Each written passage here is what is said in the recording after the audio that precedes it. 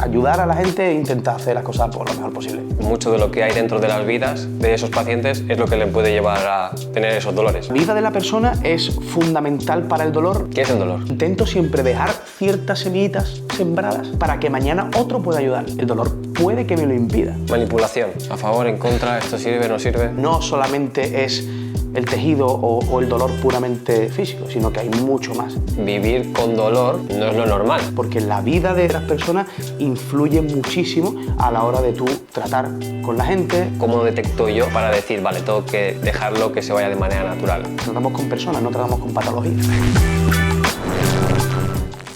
Bienvenido, Paco Mateo. Gracias por estar aquí en el podcast, por hacerme la invitación. La primera pregunta que yo te quería hacer es ¿quién es Paco Mateos y a qué se dedica? Para que la gente te conozca un poquito más. Yo, hombre, lo primero de todo es agradecerte por haberme invitado a tu podcast y el segundo agradecimiento es por venir hasta aquí, porque desde Barcelona hasta aquí hay un trecho, ¿no? Entonces te lo agradezco. Bueno, pues Paco Mateos es un chico de 34 años que es un enamorado de su familia, de sus hijos sobre todo, amigo de sus amigos, que como ocio tiene el deporte, el entrenamiento, el fútbol y la Fórmula 1, y intenta de alguna manera ser, bueno, pues buena persona, ¿no? Y como última instancia, me encanta, soy también un enamorado y un apasionado de mi trabajo y de mi profesión. Me encanta el contacto con la gente, con los pacientes, y sobre todo lo que me he dado cuenta en los últimos años es que lo que más me gusta es la vida de esas personas. ¿Ah, sí? Es lo que yo me he dado cuenta que me motiva mucho a la hora de poder hacer mi trabajo mejor. Porque la vida de las personas influye muchísimo a la hora de tú tratar con la gente, a la hora de entender un poco el porqué de los comportamientos de ciertas personas y al final a lo que me dedico, ¿no? Que es al tema del dolor.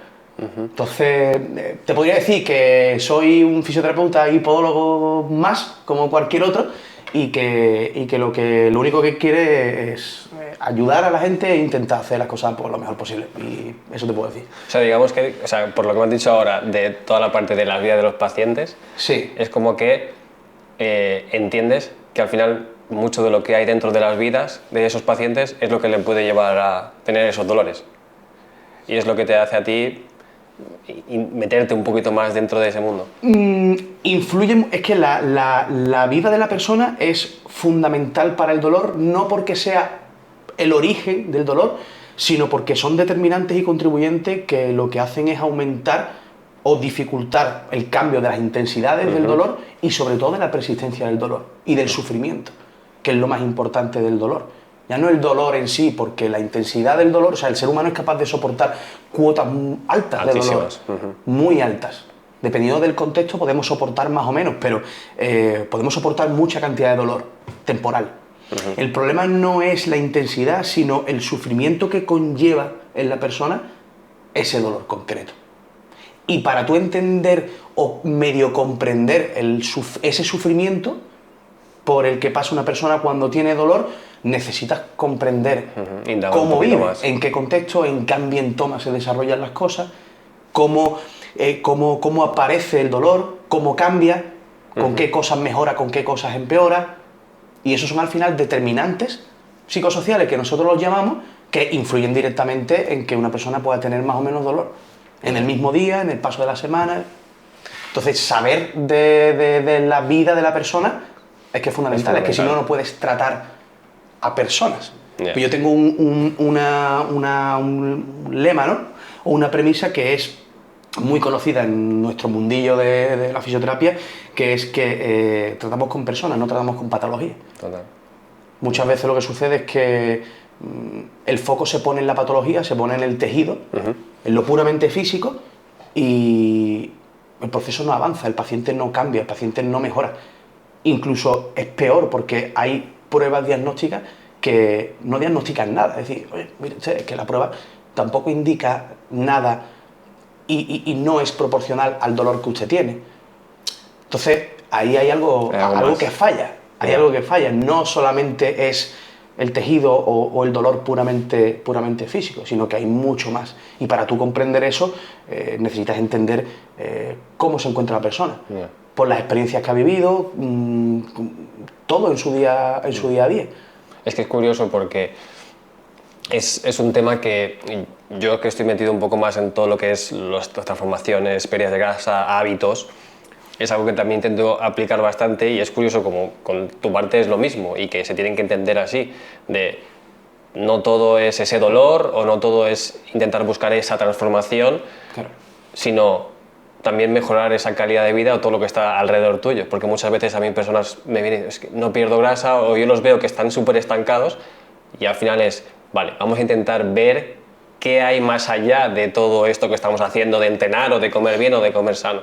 Claro. Porque es que al final es, no, es que estoy súper estresado con el trabajo, tengo este problema, me ha dejado mi pareja, y es, vale, pues entonces empecemos por aquí y luego trabajemos la otra parte. Y es curioso porque al final todo se envuelve ahí. Claro, es que tú darte cuenta que una persona puede hacer todo perfecto. Tú le puedes mandar un plan de entrenamiento, puedes mandarle un plan nutricional, nutricional complementario, y la persona puede seguirlo a rajatabla. Rajatabla. ¿Por qué no están ahí los resultados que tú esperas, ¿no? O le cuesta mucho trabajo llegar a los objetivos que comúnmente habéis pactado, ¿no?, con el Claro. paciente. ¿Qué pasa ahí? ¿Qué pasa? ¿Por qué un día sí, otro día no? Haciendo lo mismo. No tiene sentido, ¿no? Entonces ahí es cuando tú ya empiezas a pensar que ya no solamente es en mi caso, ¿no?, lo puramente físico, lo puramente mecánico, o lo que se entiende como biomecánica como tal, sino que hay mucho más, que hay otros condicionantes que afectan notablemente al estado de la persona. Y con el dolor es muy significativo porque es muy fácil, ¿no? Un ejemplo muy sencillo, aquí también influyen muchísimo las creencias, ¿no?, y la sociedad y la cultura, ¿no? Hablando, por ejemplo, del fitness,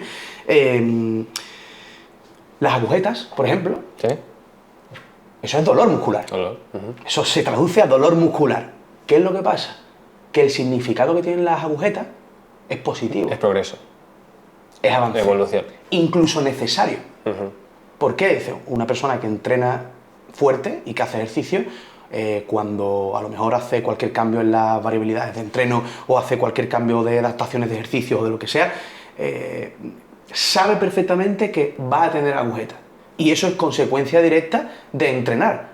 Pero su significado es positivo, porque dice, he entrenado bien. Yeah. Pero sin embargo, si tenemos otro tipo de dolor muscular diferente que no es acorde a lo que nosotros procesamos previamente como entreno, es negativo. Es negativo.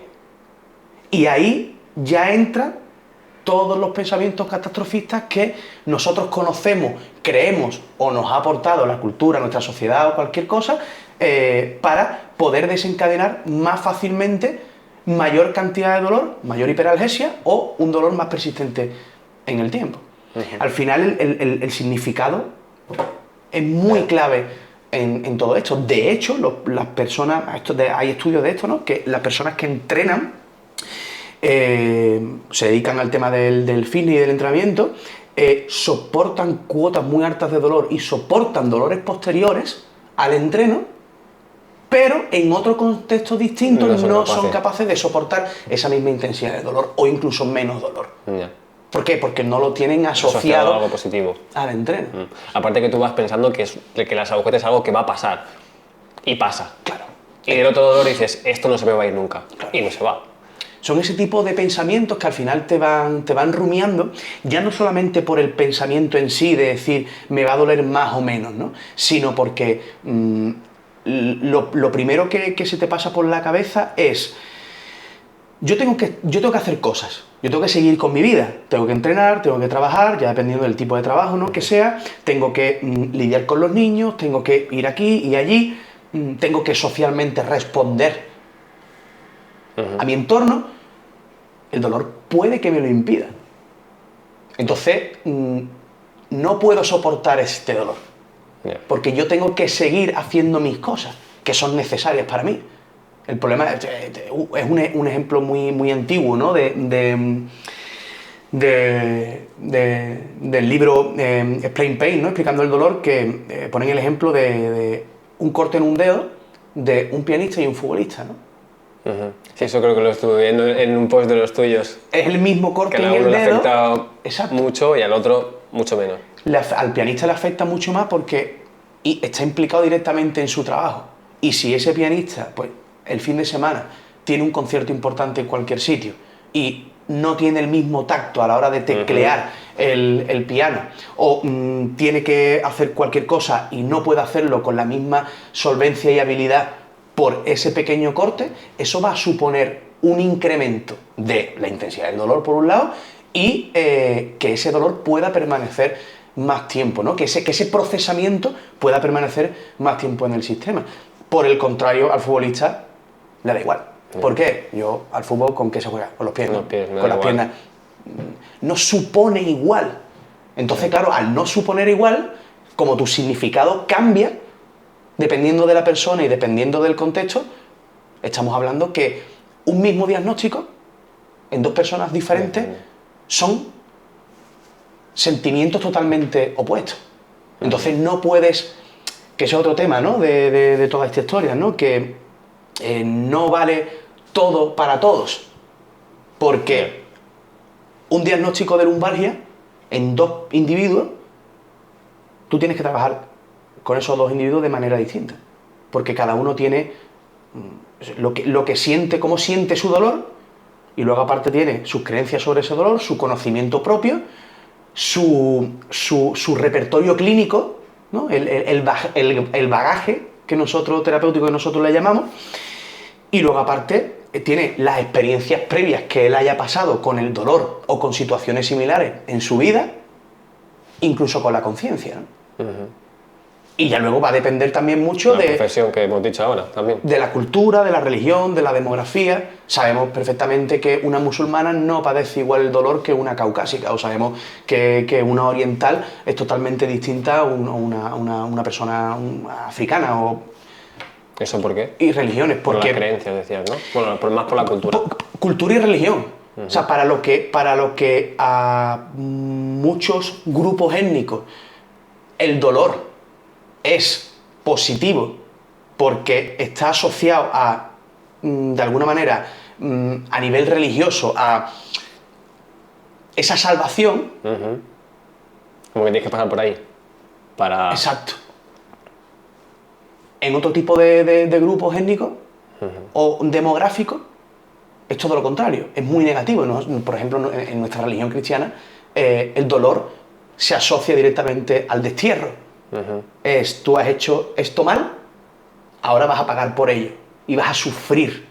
Claro. A lo largo de toda una vida, habiendo tenido la oportunidad de haberte portado bien y haber respondido, ¿no?, a mis exigencias, ahora vas a sufrir por largos años. Ahí está gran parte del significado, porque la religión nos da las pautas para vivir, al final. Entonces, dependiendo de cada cultura, con sus propias religiones, el significado que le dan al dolor es totalmente distinto. Flipante todas las cosas que hay alrededor de eso, y al final solo te vas a decir, me duele la rodilla. Ya, pero la rodilla vamos a analizar un poco más a fondo, porque mira todo lo que hay que ver, ¿eh? Es telita. Es que dolor es dolor. ¿Qué es el dolor? Tú no puedes... ¿Cómo defines dolor? Yo te puedo dar mi definición de dolor. Para mí el dolor es una gran putada. Es algo que puede hacer de tu vida un infierno. Literalmente.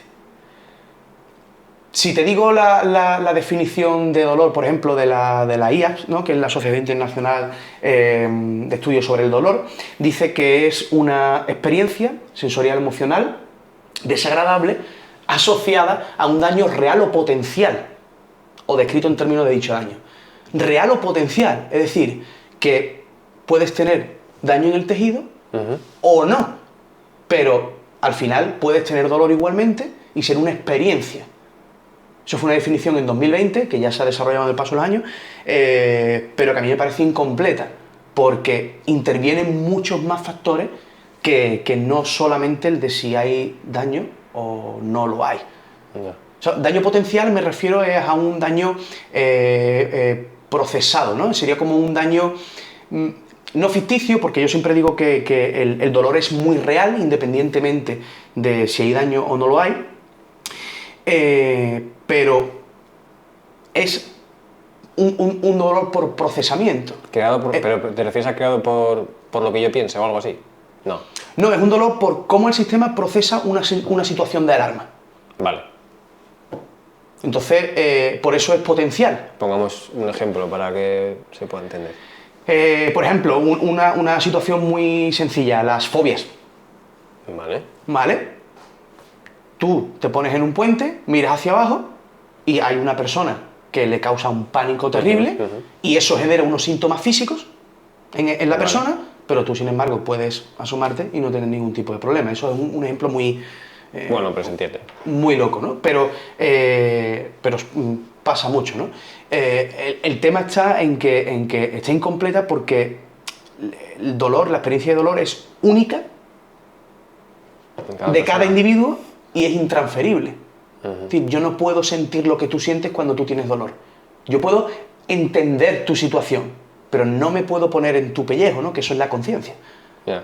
Realmente, cada uno, eso es lo que pasa, ¿no? Con el tema de la inteligencia artificial. ¿Por qué nunca llegará a ser como un humano? Porque falta de conciencia.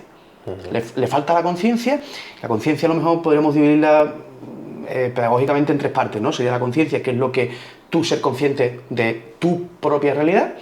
La metaconciencia, que es ser consciente de que eres consciente. Es decir, estas experiencias extracorpóreas, ¿no? Cuando los neurocientíficos cogen y hacen cirugía abierta de un cerebro con el paciente consciente, ¿no? Y hay veces que se experimenta, ¿no? El propio paciente que se ve desde arriba, ¿no? Desde la silla. Nunca lo he visto. ¿Nunca la has escuchado? Pero me llama la atención. Sí. Pues es algo así, ¿no? O sea, ¿el consciente?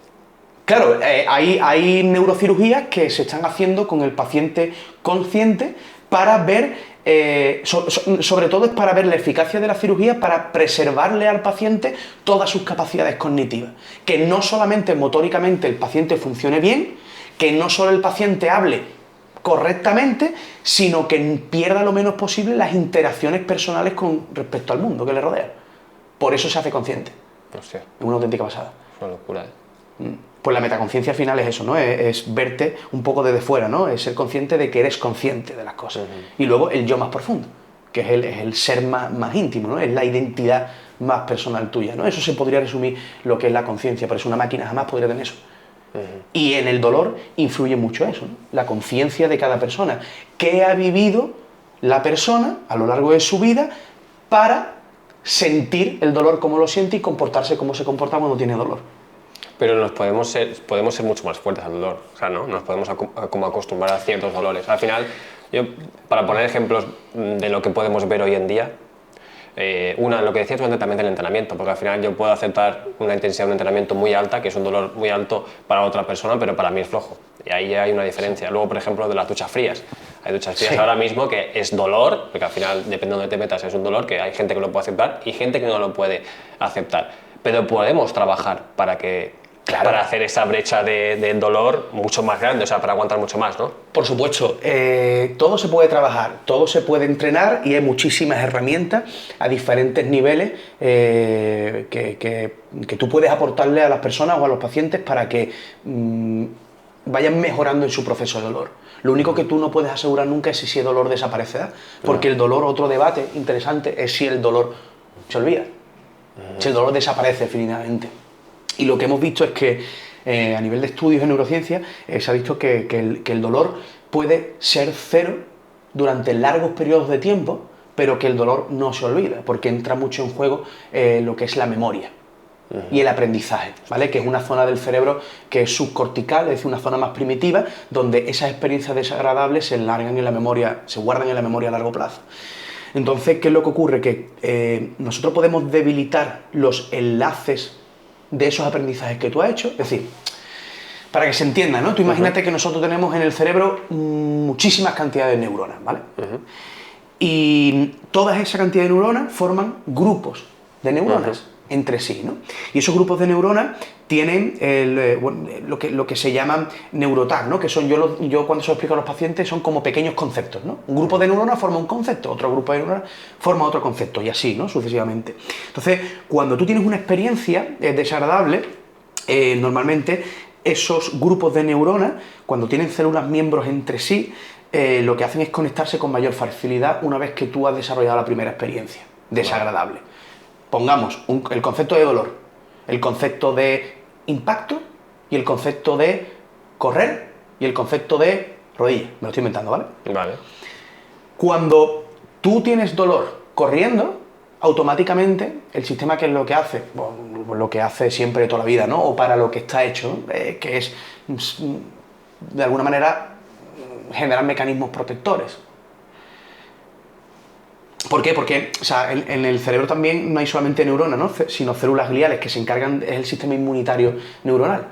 Entonces tenemos más gliales que neuronas. Por lo tanto, el sistema inmune cobra una importancia importante, ¿no? En todo esto, por eso todos estos mecanismos protectores, ¿no? Entonces, cuando tú tienes esa experiencia dolorosa, esos enlaces se unen muy rápidamente.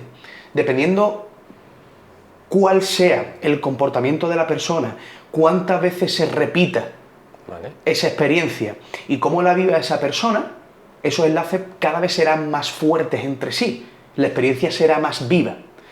Nosotros podemos ir debilitando esos enlaces y ir debilitando el significado de esa experiencia y de esas asociaciones que hace el cerebro, nuestro sistema.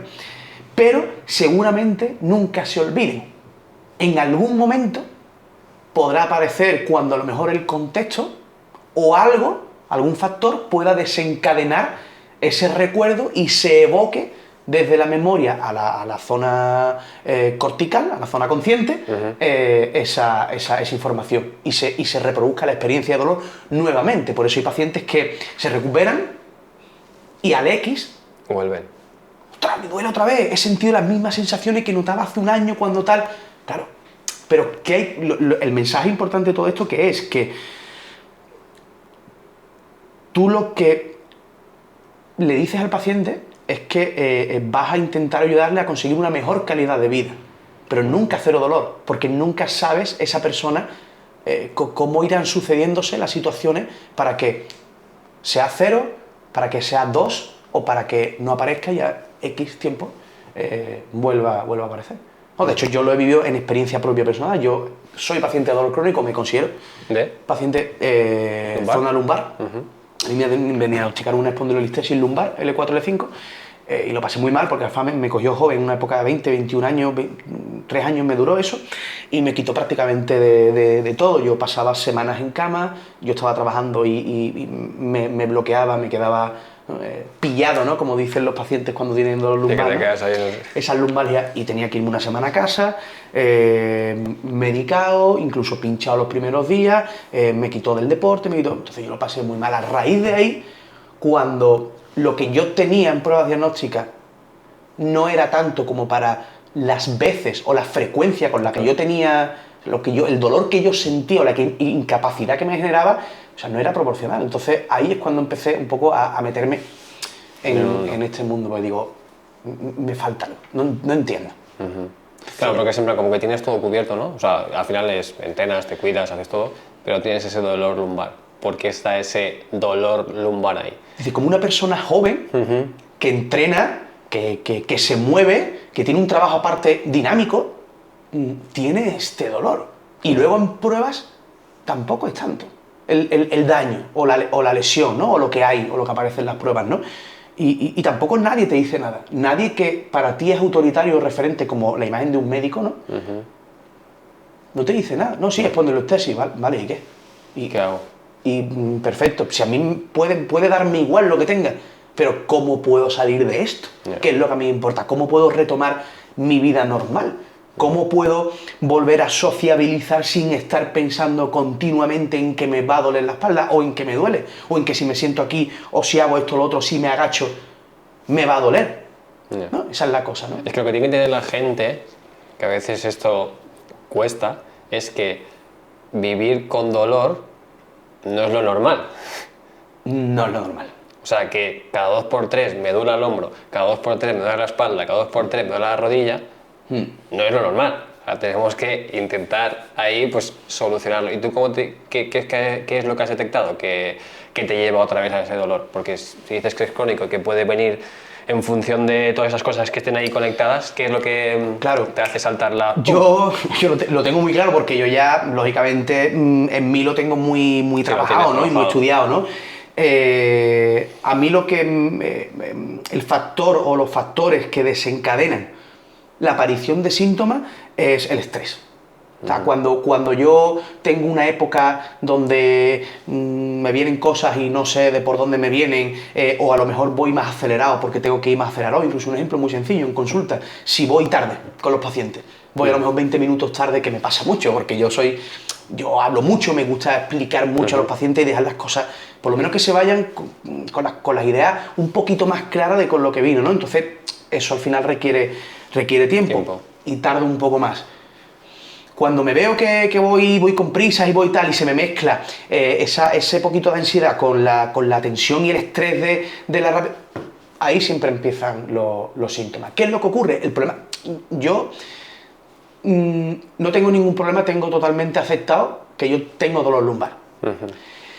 La cosa es que yo sé, y es lo que intento transmitir a los pacientes, que si más o menos puedo razonar el por qué o qué factores han podido desencadenar eso, soy consecuente con ello, sé que están ahí, sé que de alguna manera puedo hacer algo para modificar en cierta forma esos factores y sé qué herramientas tengo que utilizar para yo en esos momentos hacer o no hacer algo con lo que me está pasando, ahí no tengo ningún problema. Al día siguiente no tengo dolor. Pero yo sé qué tengo que hacer en mí para mejorar esa situación. Que es lo que hablamos antes de al final entender un poco también tu vida, Exacto. porque ahí se hila. ¿Qué me viene bien a mí y en qué momento para yo mejorar esta situación? Y te digo más, hay veces, que también insisto con los pacientes, que puede ser que no hace falta hacer nada, sino simplemente aceptar que en este momento tienes dolor Ya está. y fin, y eso tiene que seguir su curso, porque no estamos exentos de dolor. El dolor es un sentimiento más como el hambre, la sed, la ira, y tú esos sentimientos los impides cuando te vienen. No, tú los padeces y los sufres. ¿Qué es lo que pasa? Y tienes que sufrirlo, Sí. porque es necesidad del ser humano también sentir cosas que no sean agradables. El tema está en cuánto tiempo permites que eso sea así. Ya. Pero hay que padecer dolor. O sea, el dolor está porque tiene que estar, porque es un sentimiento más y nos está diciendo Te algo. está dando información, al final te da la información de, hey, Paco, que has tenido unos días complicados, tienes mucho estrés, quizá hay que bajar un poquito el ritmo. Al final te da la información. Y eso que decías de la ira, del enfado, de todo esto, mucha gente, ¿no? O incluso a mí me pasa, y de hecho hace poquito leí el libro, no sé si lo conoces tú, el de Dejar Ir, de Hawkins. No me suena. Lo he leído y habla mucho de esto, del tema Sí. de aprender a dejar ir todas estas cosas de las emociones, de la ira, del dolor, al final es algo que te da información, es algo que lo estás viviendo por algo y que cuanto más intentes, digamos, no me sale la palabra ahora, intentar evitarlo, Exacto. más va a estar en tu vida, o sea, más se va a mantener en el tiempo. Y es como, oye, vamos a intentar fluir un poco más. ¿Cómo podemos gestionar? Aparte de intentar analizar todo esto, ¿no? Un poco tu vida, que es lo que te pasaba a ti, por ejemplo, la del estrés, ¿cómo se puede gestionar el dolor? ¿O cuáles son los procesos del dolor? ¿Qué es lo que vive una persona cuando siente esto? Claro, es que lo que te he dicho antes, es que esto es muy subjetivo, es que es una experiencia Claro, es que cada uno vive un subjetiva, poco. cada uno lo vive de una forma, entonces es muy complicado lo que hemos hablado en principio, ¿no? Tener una definición de dolor y generalizar. Las generalizaciones no son buenas, porque te marcan unas pautas, pero luego hay que individualizar cada caso. Es como lo de las subvenciones, ¿no? El politiqueo, ¿no? Sí, hay unas leyes generales y unas normativas generales, pero no puedes meter a todo el mundo en el mismo grupo. Tienes que individualizar cada caso, porque hay gente que de verdad lo necesite y se merezca esas subvenciones y habrá gente que te esté engañando de las maneras que sea y no se lo merezca, pero si las metes en el mismo grupo, pues esto es un poco igual, ¿no? El tema está en que cuando una persona tiene dolor se afectan varias esferas, ¿no? Al igual que no hay una diferenciación en tipos de dolor, es decir, no hay un dolor físico y un dolor emocional, eso no existe, el dolor es dolor y punto. ¿Por qué? Porque, además, darte cuenta, ¿no? Siempre se ha hablado, siempre se le ha dado a lo físico un ente, ¿no? Una identidad, una personificación emocional, ¿no? Por ejemplo, en un desenamoramiento, ¿no? O en una ruptura, ¿no? Me ha partido el corazón, no tengo el corazón roto. Tú estás mezclando emoción y físico a la vez, ¿no? Siento como un desgarro en el alma, ¿no? O sea, el dolor no se puede separar, es único. Creo que a nivel pedagógico se separa porque es más fácil entenderlo, ¿no? Eso por un lado. Luego, la diferenciación entre agudo y crónico. No hay diferencia entre agudo y crónico como tal. Se dice que lo crónico es a partir de 3 meses de que el paciente tiene síntomas. 3 meses. 3 meses se dice que un dolor es crónico, pero una persona, en el momento que padece dolor la primera vez, puede cronificarse desde el minuto 1. Por la experiencia, depende de lo traumática que haya sido esa experiencia y depende del significado que le dé esa persona a esa experiencia. Puede convertirse en persistente desde el minuto 1 y no hay esa diferenciación. Agudo lo que pasa es que lo asociamos más a tema inflamatorio, ¿vale? Pero en lo crónico hay muchas características que son diferentes, ¿no? En lo crónico afecta más al comportamiento de la persona y a la parte más afectivo-emotiva, y lo agudo afecta más a áreas somatosensoriales, ¿no? Y al tema más sensorial, ¿no? O sea, por eso te decía, y uno con esta parte, ¿no? Que ¿cómo se puede abordar, ¿no? Esto en un paciente con dolor? Pues hay varias esferas, ¿no? Que el dolor afecta en la persona, ¿no? Está la parte más evaluativo-discriminativa, que es la parte donde la mayoría de los especialistas, fisios o profesionales nos quedamos, ¿no? Que es en tratar cómo cuantifica el paciente el dolor a nivel corpóreo, a nivel periférico, ¿no? Vale. Luego está la parte más cognitivo-evaluativa, ¿vale? Que es el procesamiento que hace esa persona de la situación que le genera dolor, ¿vale? Y luego está la esfera afectivo-emotiva, que es cómo le repercute a la persona psicológicamente y socialmente ese dolor. Entonces, nosotros nos adecuamos a un modelo que se llama modelo biopsicosocial, en el que no es una forma de tratamiento, sino una perspectiva de cómo abordar ese tipo de dolor en pacientes persistentes o crónicos o complejos. Entonces, hay que ir valorando cada esfera del paciente, cómo afecta y cómo le repercute en su vida diaria al final.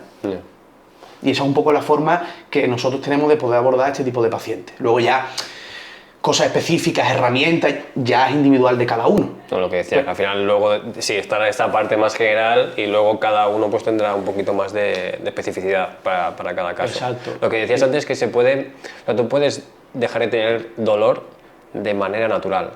Claro.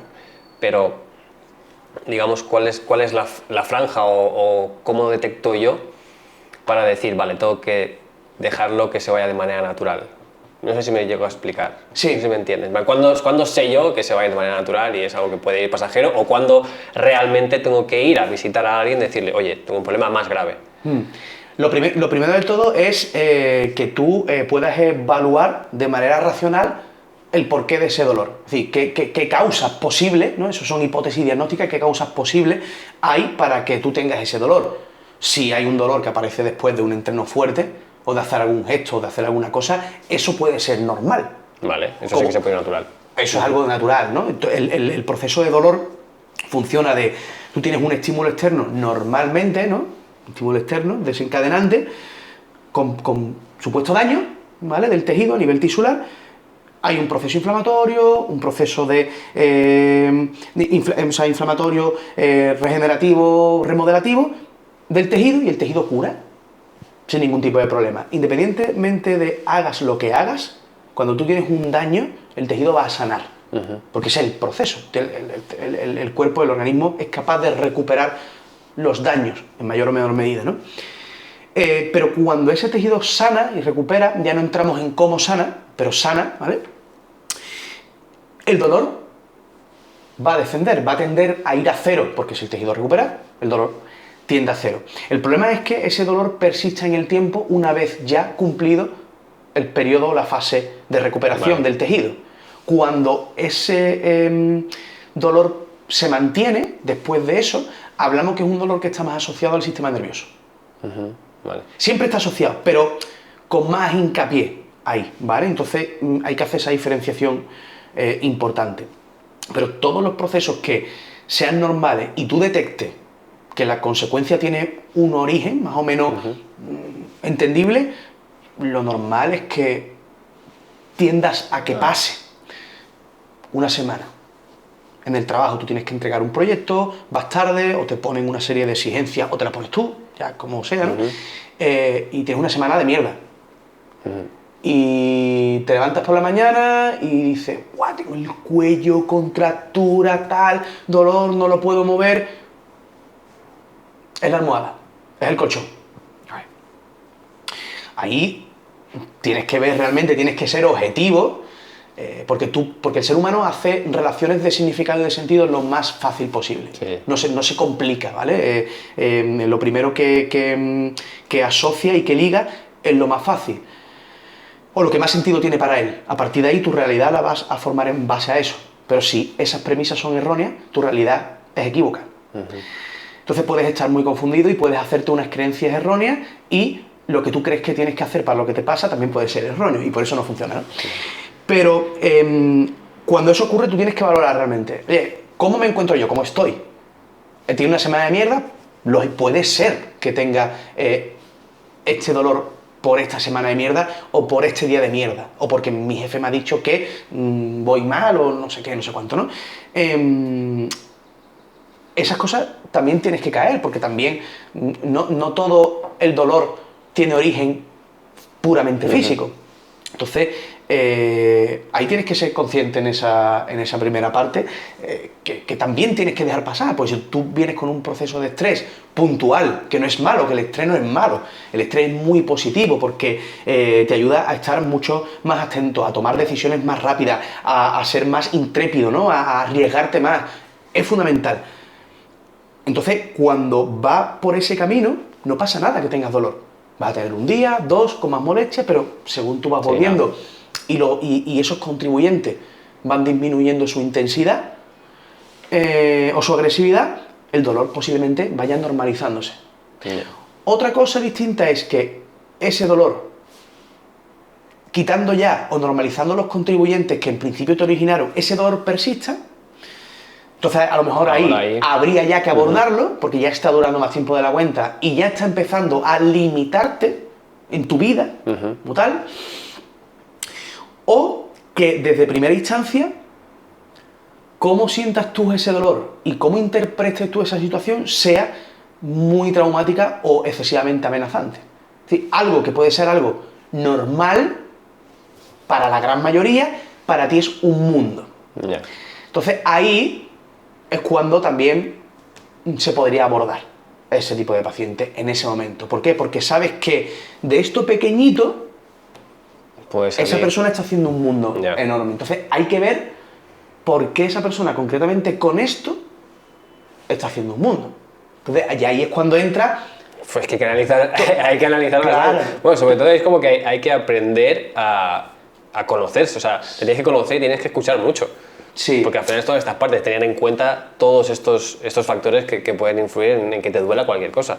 Y que al final es, oye, que si has tenido un día o una semana complicada, que a lo mejor se te va el dolor de cuello. Sí. ¿Sabes? Que no es que tengas una lesión que encima te impida. Yo lo que veo mucho es que al final también es como, o sea, me duele la rodilla, me duele un poquito las lumbares por lo que sea, o el cuello, y ya dejo de hacer absolutamente todo eso. Hostia, esto yo creo que es justamente lo que no hay que hacer. Ahí ¿O no? Ahí hay parte y parte. ¿Sí? Ahí hay parte y parte, porque el problema de hay que hacer, al final lleva a necesito hacer todo el tiempo. Ya.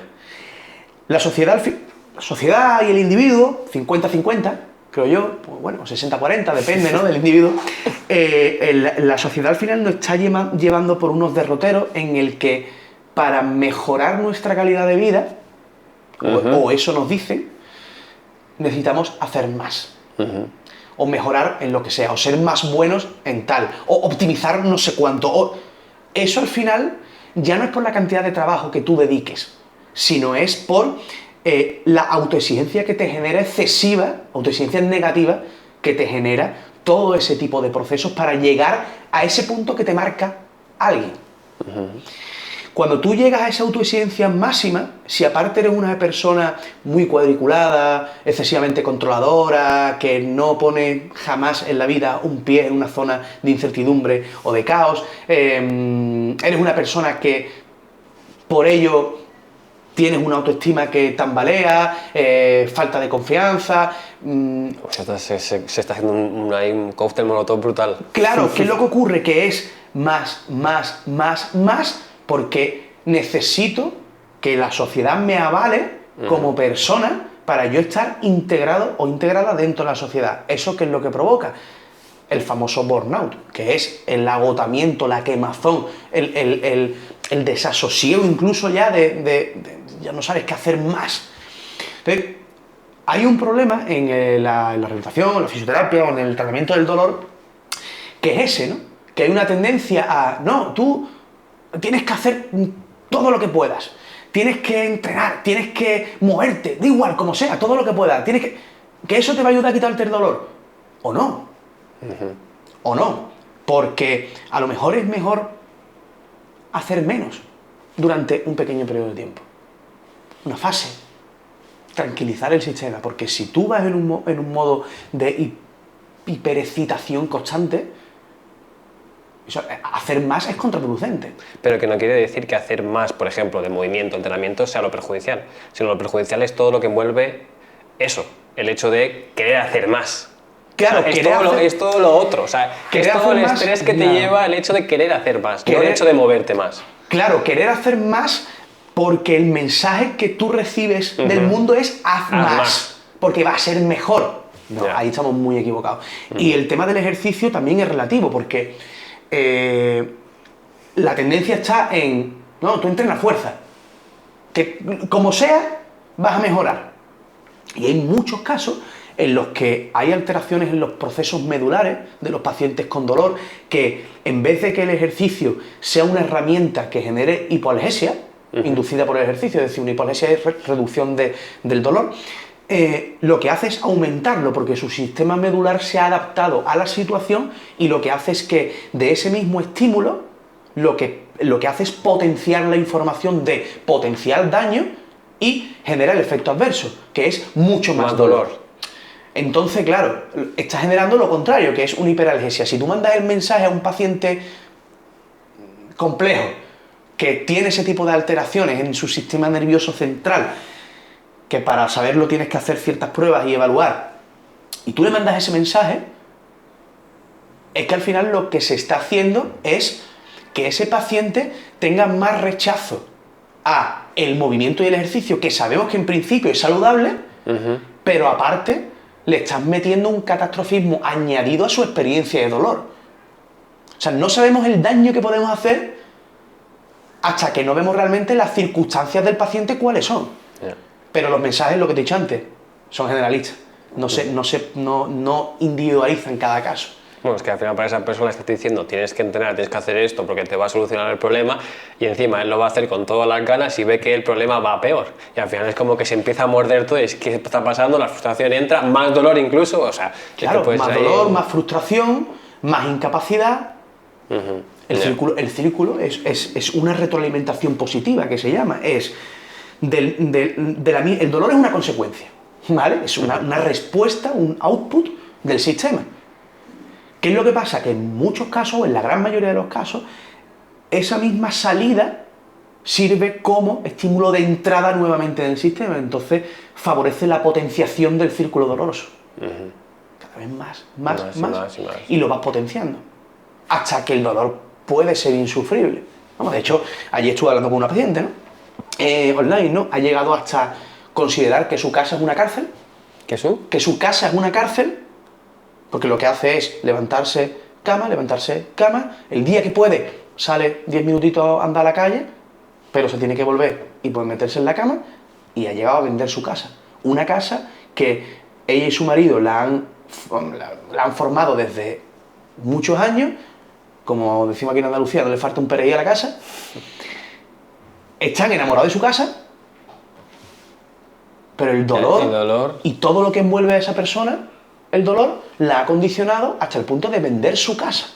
Y la vende en junio y no tiene piso al que irse en el centro de la ciudad para estar cerca de su madre y de su hermano, para sentir ese apoyo social porque ahora mismo lo necesita. O sea, imagínate cómo te cambia la vida el dolor.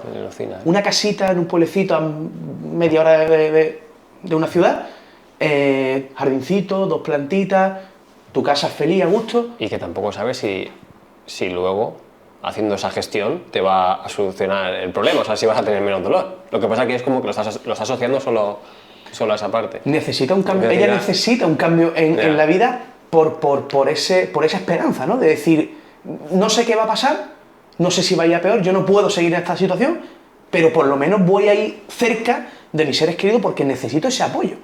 Porque aquí estoy sola, es decir, ella me decía, es que esto es una cárcel. O sea, imagínate dónde puede llegar esa situación. Por eso decimos que el dolor es muy social, porque repercute, la parte más importante es porque afecta a la esfera social. Ahí entra el tema que yo he visto que comentas mucho, del tema de educar el dolor, ¿no? O sea, el de educar a las personas a que lo entiendan. ¿Qué quiere decir esto? O sea, ¿cómo lo sueles hacer? La educación es un proceso complicado porque tú no puedes... O sea, educar al final, yo he llegado a entender que se trata de dar las recomendaciones necesarias a lo que el paciente tenga más duda o incertidumbre. Porque educación en neurofisiología del dolor se entendía como yo le suelto la chapa al paciente de todo lo que, de cómo funciona el dolor, de todo lo que es, y el paciente se va peor de lo que entra. Y al final lo que tú tienes que ir dándole ciertas recomendaciones o ir abriendo el camino hacia formas de pensar distintas a cómo esa persona entiende el dolor y lo que le pasa. Pero luego automáticamente necesitas que esa persona compruebe todo eso que está intentando entender, que tú le estás explicando. Si no hay comprobación, si no hay una experimentación posterior, no se va a hacer el aprendizaje. Vale. Lo importante es el aprendizaje. Yo puedo decirte a ti misa, puedo hablarte mucho más sencillo y puedo hablarte con tecnicismo. Pero si tú lo que yo te digo luego no lo compruebas, no sirve para nada. ¿Vale? La teoría al final, pero es un proceso complicado porque tienes que darle a cada paciente lo que necesita. Y tú no puedes darle lo mismo a todo el mundo. Una persona que tenga, suena mal decirlo, ¿no? Yo no me corto ni un pelo porque me da igual, pero hay personas que por su profesión, por su vida o tienen ciertas capacidades que otras personas no tienen a nivel de comprensión. Y esto no quiere decir que una sea peor que otra ni que una sea más tonta que otra, sino simplemente es que por las circunstancias uno tiene más facilidad para entender por su profesión o porque de por sí la tiene y otros un poco menos. Pero esto es un mundo complejo. Se puede simplificar mucho, pero sigue siendo complejo, ¿no? Entonces tú tienes que darle lo que necesita esa persona y al otro a otro nivel diferente. Y si tú ves que un paciente, tú ves que no hay que darle educación porque ves que no va a servir para nada o porque está en un punto o en una fase de cambio contemplativa o precontemplativa o de negación incluso, no puedes darle educación. Tienes que darle un poco lo que quiere o lo que ha venido o por lo que ha venido, ¿no? Cumplir en parte sus expectativas para luego poder ir encaminando de manera conjunta, siempre lo digo mucho, el resto del proceso, a lo que tú consideras que mejor le viene a ese paciente. Pero tiene que ser mutuo. Porque si no, no hay empatía, no hay alianza terapéutica y no hay adherencia al tratamiento o al programa de trabajo, por decirlo de alguna forma. Entonces, sí, es como que un proceso inverso, en plan, primero haces esto y vas a ver, es lo que te va a empujar mucho a empezar y a seguir el tratamiento y luego yo te voy educando por el otro lado para que entiendas también cómo funciona todo. Y es como el proceso justamente a la inversa en función del paciente. Hay gente que tú puedes directamente zamparle lo que necesita, porque además te lo pide. Yo, en mi caso, por ejemplo, tengo la suerte de trabajar con muchos pacientes que ya saben a lo que vienen y para mí es mucho más sencillo porque vienen preguntándome, entonces yo ya a partir de ahí ya voy encaminando la educación. Pero tengo pacientes que tengo dolor y y quiero que me lo solucione. Sí, Y, no quiero tener dolor. y me da igual, y además es que no me importa lo que me diga, o sea, quiero que me lo solucione. Pero ahí sí tienes que tener la sutileza, ¿no? O el... ¿Cómo explicártelo? La capacidad comunicativa para entrarle al paciente Ya. y poder tocarle ciertas emociones, poder de alguna manera llegar a sus puntos de motivación para que por lo menos te medio escuche, ¿no? Como que tú vayas sembrando para que luego eso vaya dando sus frutos. Al final eso hay estrategias, hay herramientas, pero es que si no consigues hacer eso, al No final lo va a solucionar. estás condenado a hacer lo que siempre el paciente quiera, y la persona muy pocas veces sabe lo que necesita realmente, porque es lo que te he dicho antes, si viene de premisas erróneas, si piensas que tiene una contractura, la persona lo que cree que necesita es un masaje. Porque ¿qué es una contractura? ¿O qué se entiende por contractura? Te pregunto, por ejemplo, ¿qué entiendes por contractura? Contractura al final se entiende como cuando tienes un dolor o una pelota, por decirlo de alguna manera, ¿no? Es lo que se entiende, y que no te impide un movimiento, o tienes un dolor ahí que no puedes quitártelo. Vale, la gente lo entiende como un acortamiento muscular. Ajá. El músculo se acorta, se forma una pelota y eso es una contractura. Pero eso realmente no pasa, eso no es así.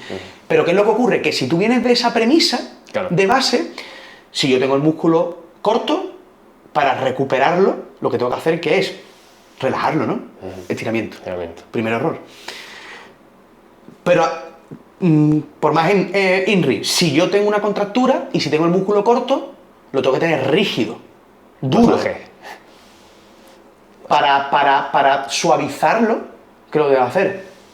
Masaje. Estiramiento y masaje. Terapias pasivas que van un poco a interpretación y expectativa de los propios pacientes. Ya. ¿Hay mejora? Claro, porque el masaje, el contacto mano-piel, ya es suficiente para generar cambios que puedan modular de manera endógena el sistema. Y aparte que esa persona viene con la creencia de que haciendo eso lo va a solucionar. Y ahí entramos quizá en el efecto placebo, ¿no? Exacto. Me hace el masaje y Exacto. se me soluciona. Y es más, duele, porque el masaje Claro. duele. Y lo doloroso siempre... Pero no, funciona. si duele, Si duele, me mejora. Me mejora. O sea, fíjate tú, Aquí sí, la ¿eh? complejidad, la complejidad del tema, ¿cómo cambias tú eso en un paciente? ¿Cómo cambias esas creencias en un paciente? Muy difícil. Ya. La cuestión no es cambiar las creencias, la cuestión es que el paciente o la persona sepa qué hacer cuando tiene dolor y sea cada vez más autoeficaz en ese dolor concreto, para ese dolor. Porque a lo mejor, pues, igual que te digo que el dolor es todo, te digo que un dolor lumbar no es lo mismo que un dolor de hombro. Pero no por el tipo de tejido, que también, sino porque son diferentes dolores, son en contextos diferentes, son disparadores diferentes y son posiblemente movimientos y actividades diferentes. Entonces, tú puedes ser muy autoeficaz para tu dolor lumbar. Yo soy el mejor en mi dolor lumbar. Sé controlarlo, sé por qué viene, sé qué tengo que hacer. Hay veces que no hago nada, pasa el tema y tan tranquilo. Pero si yo empiezo a tener un dolor de hombro, eso para mí es desconocido. Yeah. Yo no soy igual de autoeficaz para ese dolor de hombro. Tú, si aprendes a trabajar con un dolor, con tu dolor, lo más normal es que no sepas trabajar con otro dolor que te pasa a ti también, pero ya es diferente. De hecho, hay gente que tiene dos dolores y uno es muy superior, es el más importante, porque a nivel de relevancia, nuestros sistemas de relevancia superpone a nivel cognitivo, a nivel sensorial, la información que viene de ese sitio mayormente importante, porque la atención, el exceso de atención,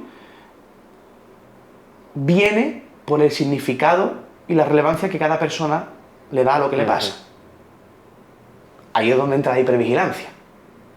Y cuando tienes hipervigilancia, o tienes mucha hipervigilancia más de lo normal, vienen otro tipo de procesos, que ya es el estar, la rumiación constante, la ansiedad, la preocupación, el miedo. Es un podcast que verlo 2 veces para coger toda esta información y empezar a analizarla porque es una locura, ¿eh? Es muy guay, es muy guay. Lo que pasa es que es verdad que, claro, esto bien organizado se entiende bien. Estamos haciendo con muchas procesos, pinceladas, pero luego se puede organizar de mejor manera. ¿Qué es la posturología? El estudio de la postura. Vale. Básicamente. Ahí lo que se hace es valorar centros de gravedad y oscilaciones corporales para ver a nivel de estabilidad corporal si hay adaptaciones o compensaciones que se traduzcan a nivel mecánico. Y tú puedas, a partir de ahí, trabajar con esos déficits, desequilibrios mecánicos en base a ese estudio de la postura. También entra lo que es la parte más sensorial, a nivel de órganos sensoriales, vista, boca, oído, pies. Hay información entrante en el sistema, ¿no? Es lo que hablamos de la atención, ¿no? El cerebro es capaz de recibir muchísima información por todos los sitios, pero lo que hace es que filtra, ¿no? Y una primera fase de esos filtros son los sentidos, los órganos de los sentidos, ¿no? Entonces ahí entra información. Si alguno de los sentidos no funciona bien, por decirlo de alguna forma, puede generar un equívoco de la información a nivel cerebral que se puede procesar de manera errónea y mandar pues información a la periferia de otra manera que a lo mejor puede no considerarse no me gusta decir correcto, pero la normal. Entonces, o sea, que puede hacer que tengas una postura, si tienes algún que te haga que tengas una postura que pueda haber adaptaciones. Adaptaciones. Por ejemplo, si hay un déficit a nivel visual, pues eso puede posiblemente, para mejorar ese estado visual, modificar la posición del cráneo, por ejemplo. Sí, interesante. A nivel de dientes, por ejemplo, la mordida, ¿no? Si hay una sensibilidad en alguna pieza dental que al contacto con la de abajo, por ejemplo, se irrite y cree rechazo, eso va a hacer que cambie la posición mandibular para que no choque ahí, y eso puede cambiar la apertura y el cierre, ¿no? Eso es algo que alguna vez me han comentado a mí, porque yo también, a nivel de espalda, yo creo que tengo ese dolor crónico, como has dicho. De hecho, que te comentaba lo de que estuve aquí hace 10 años, y aquí lo pasé fatal con un dolor de espalda, de que me quedé clavado y no podía estar de pie durante mucho tiempo, y es un recuerdo un poco negativo de aquí de Málaga. Ahora me he olvidado lo que te estaba diciendo. ¿Cómo estás contando? No, el tema de los dientes. Ah, de los dientes. Algo de dientes había ahí. ¿Por qué te lo estoy contando? Lo de los dientes. Y alguna vez que he ido al fisio me comentaba, porque a mí me faltan, por ejemplo, aquí las muelas atrás, sí. Y muchas veces me decía, puede ser que al no tener los dientes de aquí o de aquí arriba, que tu mandíbula esté pues desalineada, y todo eso está haciendo que quizá tu cadera esté desalineada y te esté molestando toda la zona lumbar. Claro, el tema es, volvemos a lo mismo, es cuánto de relevante es eso. Exacto. ¿Cuánto de importancia tiene tu boca en tu dolor lumbar? Eso hay que valorarlo también, porque, siempre lo digo, cambios que se produzcan en el tiempo y que sean progresivos en el tiempo, el sistema no los detecta como peligroso. Por ende, no va a generar una respuesta. Pero si los cambios se dan de manera brusca, puntualmente, eso sí puede generar una reacción en el sistema y generar una consecuencia como es el dolor. Entonces tú tienes que valorar realmente cuánto tiempo llevas con la boca así y cómo repercute eso en el resto de cosas. Y cómo repercute, lógicamente, en tu dolor. Pero puede ser que a lo mejor sea la mejor forma que tu cuerpo ha encontrado de adaptarse a eso, pero no te dé problema. Eso es como la escoliosis. Una persona que tiene un poco de escoliosis, la columna entendemos que es una de las piezas esqueléticas más móviles que hay en el cuerpo. ¿Para qué? Para adaptarse. Para adaptarse. Para hacer una transición entre miembro inferior y tren superior, sobre todo parte craneal. Entonces, si se desvía, si está dentro de los rangos normales de desviación... Sí, a ver si va a tener una S así... Claro, eso es otra historia. Pero si se desvía un poco, y se va haciendo con el tiempo de la manera progresiva y no es agresivo, no tiene por qué generar dolor porque el sistema no lo considera amenazante. Es como las canas, como la edad, como la artrosis, el desgaste. Eso va sucediendo progresivamente, simplemente por el hecho de tú vivir. Tú te mueves, tú cuando vives, te mueves, saltas, haces ejercicio. Lo normal es que tú tengas desgaste. No, es que me han detectado que tengo artrosis o desgaste en la L4, L5 o L5, S1. Vale. Pero ¿desde cuándo está eso ahí? Porque puede llevar eso 5 años y porque has empezado con dolor hace 2 meses. Yeah. Y que puede venir de otros factores, claro, es lo que hablábamos antes. De lo que sea, pero a nivel temporal no tiene sentido. Entonces, todas esas cosas hay que ponerlas sobre la mesa. Yeah. Y valorar también lo otro. Si es cierto que al final a nivel mandibular, la ATM o lo que sea, puede repercutir en el dolor lumbar. Pero lo principal es lo simple, Yeah. lo básico. Yo siempre voy a lo básico. Vamos a descartar lo básico, vamos a ver eso, a ver si eso está todo correcto. Y si mejora, listo. Y si mejora, ya está, tú puedes tener tu artrosis ahí. Nosotros hay un estudio que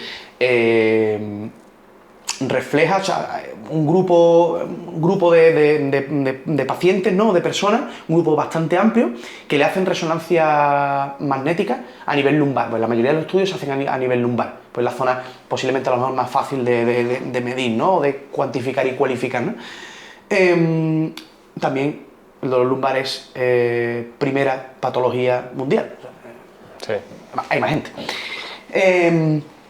Pero se hicieron resonancias magnéticas en diferentes grupos de edad, ¿no? A partir de los 24, 25 años hasta los 70, ¿vale? Y lo que vieron es que a partir de los 20 y tantos años había un porcentaje del 30 y tantos % de tener hernia, protusión y degeneración discal. O sea, te estoy hablando que antes de los 30 ya estaba hay un 30 y tantos % de personas asintomáticas, con signos radiológicos de hernia y protusión.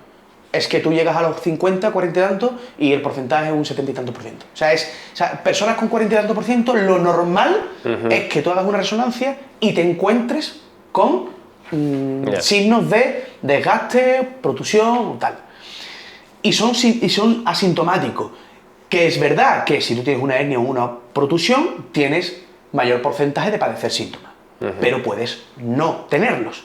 Entonces hay pacientes que empiezan a tener síntomas posterior a una prueba que revela que hay alguna protusión o alguna hernia, ¿no? Entonces todo al final... Ahí también entra el miedo. Al final ves esas... Y encima tampoco muchas veces no se entiende lo que es. Y como son nombres súper técnicos, lo que tú decías, tengo la protusión de aquí, el E5, y dices, guau, claro. Ya no puedo ni... Me voy a quedar tirado en la cama. Y ahí entra el miedo. Hablamos antes de la postura. Me gustaría que comentemos todo el tema que está muy de moda ahora, todo el tema del calzado barefoot, todo esto también del calzado con la separación de los dedos. Sí. ¿Qué es todo esto? ¿Qué opinas? A mí me parece, aparte de que, partiendo de la base de que todo al final es una moda, ¿vale? Me parece una opción bastante favorable y óptima para los pies. Al final el pie, al contrario de lo que piensa todo el mundo, no necesita o no tenía por aquel entonces la necesidad de amortiguación ni tacón. Eran pies naturales que iban muy pegaditos al suelo o incluso descalzos, y el pie en teoría estaba hecho para eso. De hecho, anatómicamente el pie tiene tantísimas articulaciones, tantos huesos y tantos músculos y ligamentos para lo mismo, ¿no? Adaptarse al terreno. ¿Qué es lo que pasa? Que según ha ido pasando el tiempo, según hemos ido entrando en una sociedad más contemporánea, la moda, todo este rollo, ¿no? Hemos ido cambiando el tipo de calzado que llevamos y por siguiente, con el paso de los años, la morfología del pie ha cambiado. Y por cambiar la morfología nos da dolor, porque ha pasado mucho tiempo, ¿vale? sea, un ejemplo ahí. Pero el tema está en que personas que no hayan tenido problemas de ningún tipo con los pies, ni con el zapato, ni nada, yo personalmente las incito que prueben a disminuir el drop, ¿vale? El drop es la diferencia de altura que hay entre el alza, perdón, la pala y el tacón, ¿vale? Porque su pie va a empezar a trabajar de manera diferente. Y eso va a ayudar, por consiguiente, a el trabajo muscular y lo que estábamos hablando antes de la postura, la estabilidad, el equilibrio, ¿vale? Y más optimización. Sí es cierto que es importante controlar la dosis. Para mí, lo fundamental es la dosis. Vas a meterle algo muy nuevo, que no estás acostumbrado, vamos a ver cómo lo hacemos para ir haciendo progresiones, ¿no? Un escalado progresivo. ¿Para qué? Simplemente por el hecho para que no pase de un calzado a otro radicalmente y luego no empieces a andar, entrenar, correr con ese calzado. Porque en algún momento puedes decir... ¿Pero sería lo más óptimo? Coger y pasarte directamente Si tú no tienes problema, ¿por qué no? Porque al final mucho de lo que puede haber es incomodidad. O sea, el hecho de tener que acostumbrarte. Claro. Eso es para que si dejas pasar 2 semanas o 3, a lo mejor luego ni te enteras. Eso es como si te pones una plantilla. Eso te iba a decir. Si te pones una plantilla... Yo llevo plantilla. Al principio, si son biomecánicas, te sentirás incómodo. Al principio, si están bien hechas y acordes a lo que tú necesitas, te adaptarás muy rápido. Si no, seguirás incómodo. ¿Y las plantillas son beneficiosas o no? Depende del caso. Yo ahora últimamente, es verdad que posiblemente esté quitando más plantillas que poniendo.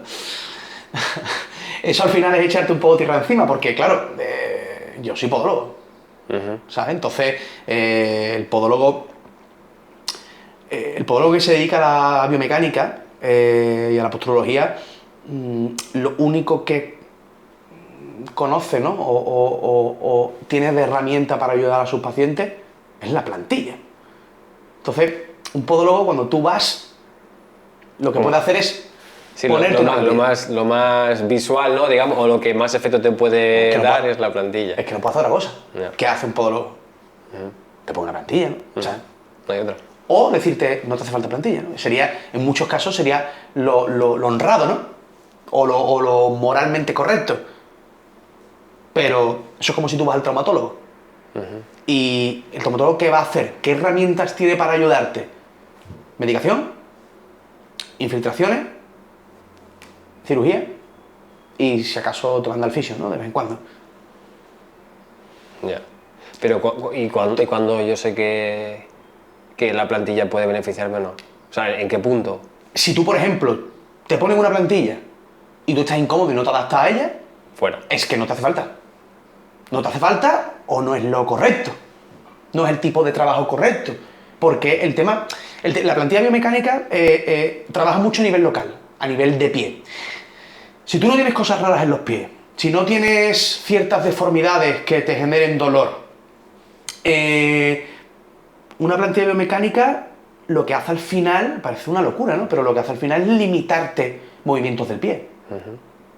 Lo que hace simplemente es dar apoyo a zonas que no lo tienen y limitarte movimiento. Uy, este talón tiende a valgo, pues vamos a limitarlo para que no tienda tanto. Pero ¿y si ese valgo está ahí por algo? Porque tenga que estar, porque tenga que adaptar un gesto de rodilla, o tenga que adaptar una posición pélvica, estás quitando un valgo necesario para el sistema que mañana puede ser contraproducente en otra zona o en otro sitio. O sea, te estás cargando literalmente al paciente.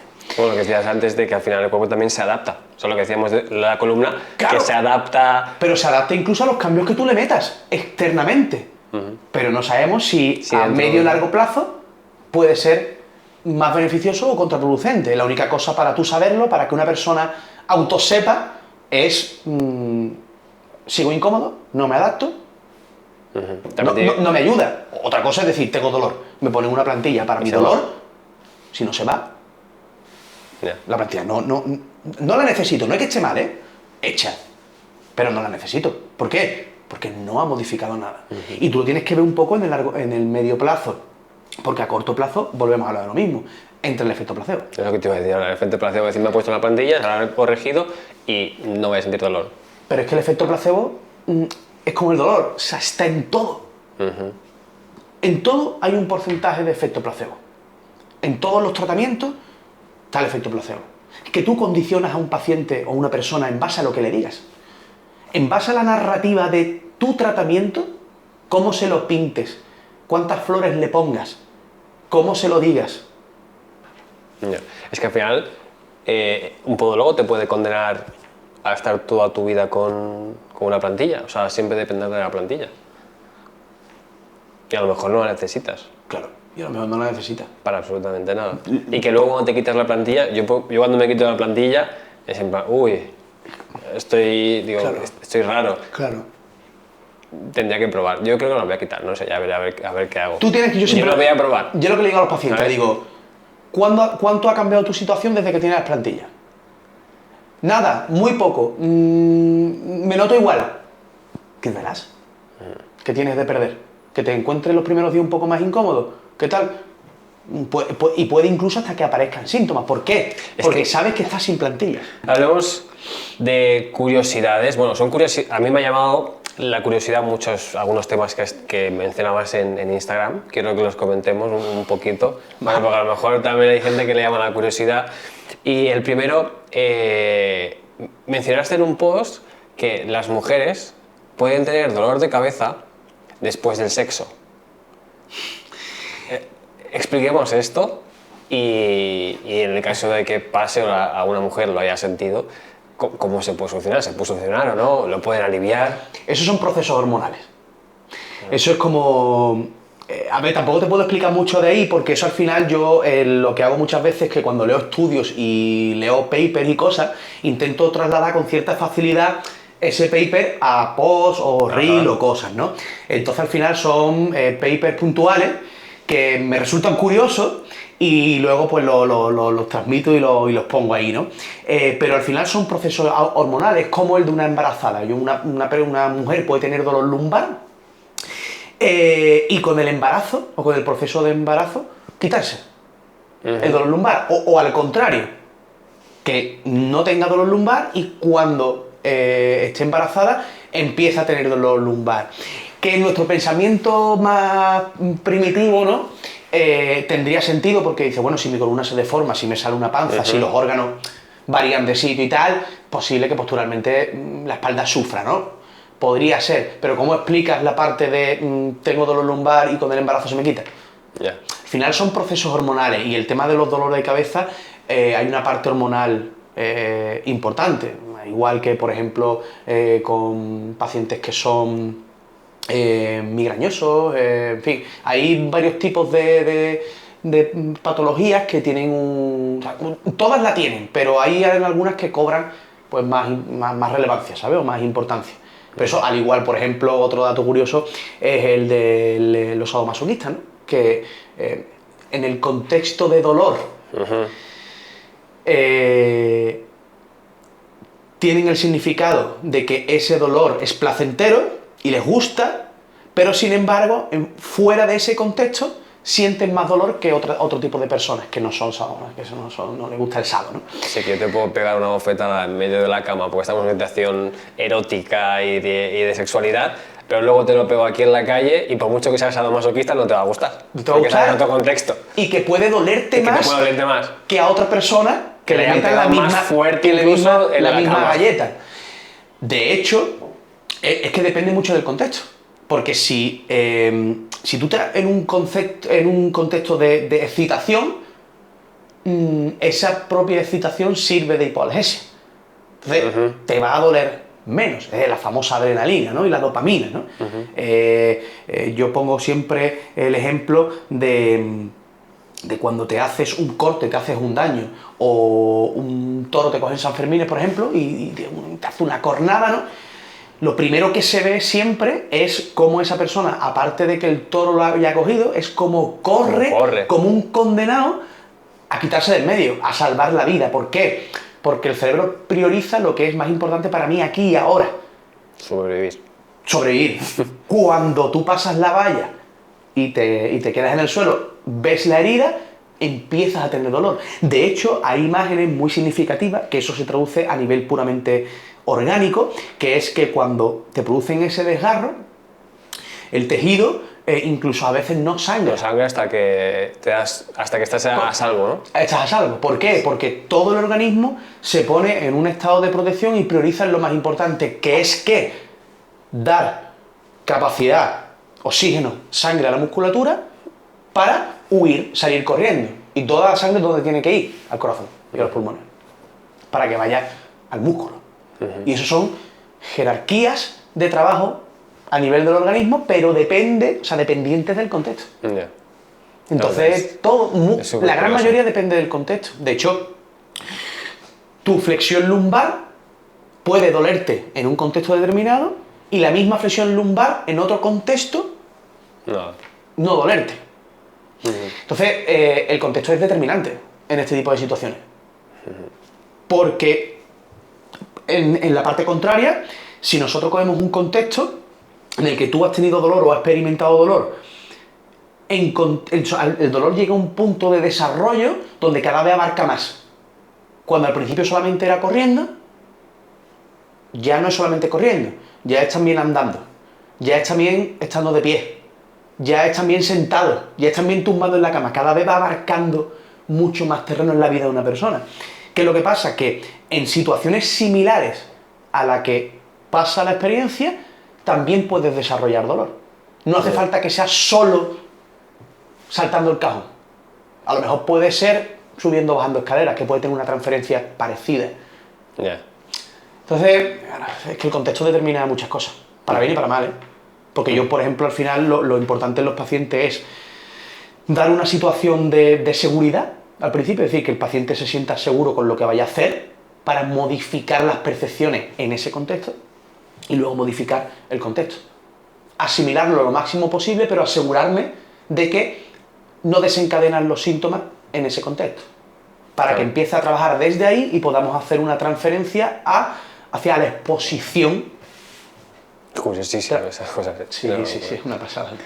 Hablemos de otra curiosidad, que es la respiración diafragmática, ¿vale? Que ahora lo estoy escuchando un montón por todos lados. ¿Qué tipos de respiración hay, para empezar? Para que lo sepa yo y para que lo sepa la mayoría. Y esto se está asociando mucho a que la respiración diafragmática ayuda mucho a lo que es el dolor lumbar. Sí, o sea, a ver, la respiración hay dos tipos de respiración, la diafragmática y la torácica, ¿vale? La pulmonar. Entonces tú puedes dividir ambas respiraciones a la hora de la respiración, ¿no? También te digo, no soy un experto en esta historia, o sea, te puedo contar lo que yo más o menos medio sé, ¿vale? Es cierto que cuando tú tienes falta de movimiento, por lo que sea, en diferentes zonas, otras zonas van a suplir la carencia de ese movimiento, ¿vale? Pero aparte, si tú tienes déficit de movimiento en una zona concreta, esa zona va a ser propensa a más rigidez, más bloqueo, y una zona más vulnerable a, cuando se mueva, poder generar cierta repercusión o consecuencia, síntomas, es decir, dolor, ¿vale? Entonces, cuando tú ves que la respiración puede influir en la expansión torácica, en el trabajo abdominal, incluso a nivel de la espalda, ¿no? Porque tengas bloqueo, no sabemos si la espalda es el problema o el diafragma es el problema, pero bueno, sabemos que ahí hay algo que no funciona bien. Lo primero de todo siempre es valorar. Tú nunca puedes lanzarte a tratar porque el paciente te diga, oye, pues tengo dolor de espalda, y tú veas que hay poca expansión, ¿no? Abdominal, diafragmática. Tienes que valorar y ver realmente, hacer una hipótesis diagnóstica para luego tener un diagnóstico más o menos certero, ¿no? Porque nunca sabemos exactamente, o muy difícil de saber exactamente, qué tejido concretamente es el que está produciendo los síntomas. Posiblemente sean muchos, ¿vale? Pero ver si entre la zona lumbar y la zona diafragmática, haciendo diferentes modificaciones en cuanto a posición o en cuanto a trabajos concretos, ver si una repercuta a la otra. Por ejemplo, por explicarme un poco mejor, para valorar hombros, se hacen para ver si a nivel de la columna dorsal o cervical influye o escápula, ¿no? Influye en el dolor de hombro, tú haces diferentes modificaciones, o sea, compruebas movimientos que generan dolor y haces modificaciones tanto en la cervical como en la dorsal y en la escápula, por separado. Y ves si el movimiento mejora o el paciente tiene menos dolor o más dolor. Entonces, puedes intuir que la zona dorsal, la zona cervical o la escápula influye directamente en el dolor de hombro. Pues con el de la espalda, diafragma, es algo parecido. Bueno, se puede resumir un poco en que otras partes del cuerpo pueden hacer que te duelan otras partes del cuerpo, ¿no? Puede ser. Puede ser.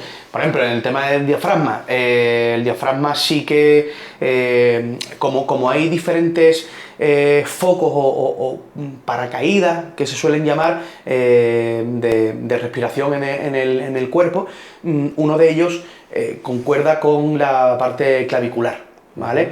Que ahí es donde están los escalenos. Los escalenos es una musculatura que se denomina musculatura inspiradora, porque son capaces de mover primeras costillas y clavículas a la hora de la respiración. Si hay problemas a nivel cervical, hay problemas en escalenos o rigideces o pérdida de movimiento, lo que sea, sí que puede haber cambios más abajo, a nivel de diafragma, a nivel de parilla costal, o viceversa, ¿no? Que haya temas abdominal, a nivel, por ejemplo, gastrointestinales, que sí puedan repercutir al trabajo del diafragma y eso pueda también ayudar a que haya más problemática a nivel cervical. Pero estos son suposiciones.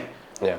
Sí, y son relaciones de coincidencia cogidas con pinzas. O sea, quiero dejarlo claro porque hay que verlo bien. Después qué es lo que le repercute realmente al paciente en la hora de hacer X cosas y cuando el paciente tiene molestias, dolor o incomodidad, que puede ser relevante o no. Me gustaría que me comentaras los mitos más grandes de los dolores lumbares, porque lo decías antes que es el dolor más típico que hay. Pues ¿cuáles son los mitos más grandes del dolor lumbar? Correr no es malo, ¿Vale? para la zona lumbar. Eso es un mito muy típico. Ni correr, ni saltar, ni nada por el estilo, ¿no?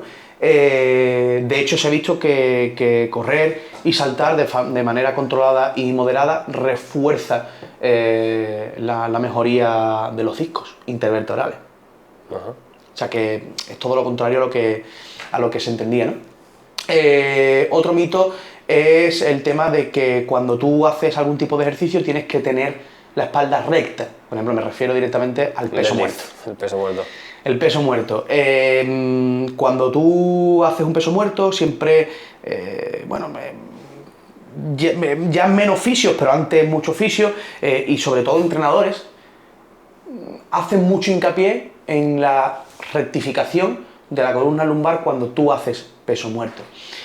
Pero si tú te fijas bien a nivel anatómico, cuando coges bastante peso con la zona lumbar, hay una flexión lumbar anatómica, biológica, ¿no? O sea, la columna lumbar está hecha para flexionarse. ¿Qué es lo que ocurre? Que en pacientes con dolor lumbar, cuando el mensaje es, volvemos a lo mismo, ¿no? En qué transmites, ¿no? O cómo lo transmites, el mensaje es ponte la columna más recta porque así proteges la espalda de poder hacerte más daño cuando coges peso, al final estás reforzando ese círculo vicioso de rigidez, pérdida de movimiento y dolor, por lo tanto es contraproducente. No quiere decir que el peso muerto se tenga que hacer flexionando la lumbar, sino que en pacientes con dolor el mensaje es distinto, dependiendo del paciente. Ese es otro mito que es así. A nivel lumbar, más mitos, todo lo que sean mensajes de fragilidad, son mitos. La columna lumbar, entre tensiones corporales, puede llegar a soportar grandes cantidades de tensión, incluso hasta cerca de 3 toneladas de tensiones a nivel lumbar, sobre todo L2, L3, que es donde más se concentra las tensiones del miembro superior y miembro inferior. Entonces, la lumbar es una zona muy fuerte, capaz de soportar grandes cargas, pero siempre en base a la capacidad de la persona que tiene. Si tú te pasas, es posible que se queje, pero es que eso nos pasa a todos, independientemente de que tengamos dolor o no dolor. Otra de las cosas es el tema del movimiento, ¿no? Y de la variabilidad del movimiento. Las cosas se tienen que mover mucho. ¿Para qué? Para que cuando tú te encuentres en una situación de incertidumbre o tengas que hacer cualquier tipo de movimiento o simplemente por el hecho de la dinámica que es totalmente, no es lineal, tú haces una sentadilla, no lo haces siempre igual. Las fuerzas que genera una sentadilla a nivel vertical de posición y estabilidad, cada una es diferente. Tú no haces una sentadilla tras otra. Igual, una repetición tras otra, ¿no? Entonces, ¿por qué se necesita mover mucho? Porque nos sirve para eso, para la variabilidad del movimiento, para que tu sistema o tu cuerpo o tus estructuras, partes blandas, tengan la capacidad de poder adaptarse a cualquier cosa que tú le metas o que ocurra. Entonces, con los mensajes que tenemos normalmente, ya sean médicos, especialistas o lo que sea, siempre estamos mandando mensajes de vulnerabilidad y de fragilidad a las zonas y de intentar protegerlas y de intentar hacer hincapié en la técnica cuando posiblemente no sea tan importante y sea más importante la dosis que le metas. Yeah. Entonces, por eso es importante que las cosas se muevan mucho y no tengas miedo a moverlas, porque el tratamiento que se hace cuando hay dolor es más movimiento de la zona, pero de manera específica. ¿Por qué? Porque necesitamos ese movimiento para normalizar y mandar un mensaje al sistema nervioso de que no pasa nada por mover la zona. No va a pasar nada, no te va a doler más, no vas a ponerte peor, no vas a desgastar más. ¿Vale? Entonces, no sé, ahora mismo... No, bueno, es que al final, si son esos los que más te salen, los que más rápido te salen, seguro que son los más típicos. Hay más, porque mitos hay a patadas, pero ahora mismo los que se me ocurren pueden ser eso, el tema de la inflamación, por ejemplo, es una inflamación que es química, es un proceso más químico a nivel medular. El tema de la sensibilidad, por ejemplo, no hemos hablado, pero no existe un atrapamiento nervioso como tal cuando tú tienes una ciatalgia, por ejemplo, sino que hay una respuesta química que lo que hace es aumentar la toxicidad en la zona, que es lo que nosotros llamamos como sensibilización. Y a más cantidad de toxicidad, más información de supuesto daño mandamos al sistema nervioso y en base a eso genera una respuesta, ¿no? Entonces nosotros lo que intentamos es normalizar esa respuesta química, ¿no? Esa cascada química autónoma para conseguir disminuir esa sensibilidad. Y muchas veces no hay atrapamiento, no hay una contractura muscular, y simplemente son respuestas bioquímicas que aumentan la sensibilidad. Manipulación. ¿A favor, en contra? ¿Esto sirve, no sirve? Manipulación. Para que la gente entienda lo que es manipulación, básicamente es osteopatía. No, la manipulación es una técnica concreta que los osteópatas utilizan mucho. Vale, exacto. Y los fisios también lo utilizamos, ¿por qué no? No pasa nada, ¿no? La manipulación al final es una movilización rápida articular, ¿vale? Es un thrust que se llama, y lo que se hace es intentar de alguna manera dar un estímulo a nivel articular en dos segmentos articulares. ¿Para qué? Para causar un cambio. Fin. Y el cambio se hace a nivel nervioso. En el caso, por ejemplo, de la columna, que es lo más habitual, a nivel medular, ¿vale? A nivel de ganglios y tal. Pero realmente no te corrige la posición de la vértebra. Y tampoco se mantiene. Es un estímulo de hipoalgesia, ¿vale? Inducido por ese movimiento rápido que se puede conseguir de otras muchas formas, por ejemplo, a nivel de presiones articulares o a nivel del ejercicio, que genera un cambio en el sistema nervioso, que consigue de alguna manera modular la respuesta final de dolor. Pero no es más que eso. Digamos como que es una movilización de gases internos articulares. Pero que cuando pasa un tiempo, puedes volver a repetirlo. Porque si tú lo haces de seguida, no vuelve a crujir. Porque tienes que darle tiempo a que esos gases se restablezcan, ese líquido articular se restablezca. Cuando pasa un tiempo, puedes volver a crujir. Es como... Sí, si te iba a decir eso, ahora te iba a decir lo de los dedos. Como si tú te coges, no pasa nada, no se te van a deformar, no se te van a caer a pedazos, nada.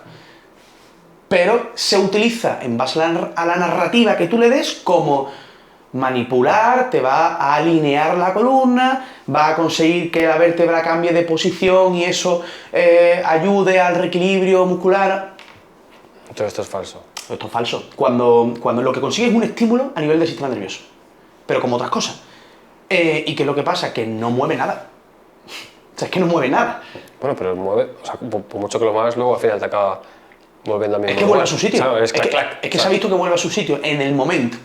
Y el efecto que se consigue justo a posteriori de la manipulación es una hipolegesia por algo que pasa en el sistema nervioso central que no conocemos con exactitud, pero aparte por la narrativa que se le explica al paciente de lo que se va a hacer. Y porque la carga cognitiva del crujido aumenta esa expectativa que tiene el paciente. Como un dolor, que decíamos antes. Si duele, Sí. Si tú te haces un E15, para ti no es igual de importante o de relevante o de peligroso que si te haces un E15 solo hablando del tobillo o si escuchas un crujido. Esa carga cognitiva de más aumenta el miedo. pero la osteopatía es, o estas manipulaciones, entiendo que es una especialidad, ¿no? Es una especialidad independiente a la fisioterapia. Y que valoran más holísticamente todo. Yo lo que voy es cómo puede existir. Porque eso, sobre todo en Estados Unidos y en Inglaterra, en Gran Bretaña, es como una especie de carrera concreta y específica. O sea, tú aquí en España, para hacer osteopatía legalmente, tienes que hacer primero la carrera de fisioterapia y luego especializarte en osteopatía, que son de hecho 4 años, me parece. Pero allí se puede hacer libremente como osteópata, y tú eres osteópata. Lo que pasa es que me choca mucho eso que decimos, al final es algo completamente falso, que no se supone que no sirve, Claro. y hay una carrera específica para ello. Sí. Y hay gente, obviamente, trabajando Es para... curioso. Y el problema no es que las cosas funcionen o no funcionen, porque a ti te puede funcionar lo que sea. El tema es qué le dices al paciente, porque lo puedes hacer dependiente de tu técnica de trabajo. Y eso es peligrosísimo. Peligrosísimo, porque esto es una tontería, manipulado no es una tontería. Yo lo utilizo dependiendo con qué paciente, porque a mí me interesa en un momento concreto y yo le explico el porqué al paciente. Yo siempre le explico. Esto lo vamos a hacer por esto, que tú sepas que no hace esto, que hace esto, pero nos va a ayudar a esto otro. Pero cuando tú crees fielmente en lo que tú haces, eres un nazi de lo que tú haces, tú con eso vas a ir con todo y tú vas a hacer que tu creencia se traslade al paciente y lo vas a hacer dependiente de esa técnica. Y eso, cuando tú manipulas una columna, tiene sus riesgos, porque no todo el mundo puede manipular un cuello, imagínate, pueden pasar cosas, ¿no? De hecho han pasado. El problema es que juegues con otro tipo de enfermedades y de problemas. ¿Qué pasa? Tú dices, no, que tengo un dolor de hombro, pero te voy a tratar el hígado y voy a hacer que no sé cuánto. Y cuando hay cosas raras, yo mi recomendación al final es siempre ponerte en buenas manos, descartar banderas rojas, por si puede haber cualquier tipo de historia o problema más importante que haya que tratarse médicamente, y si una vez eso está descartado, luego ya valoramos qué se puede hacer con eso.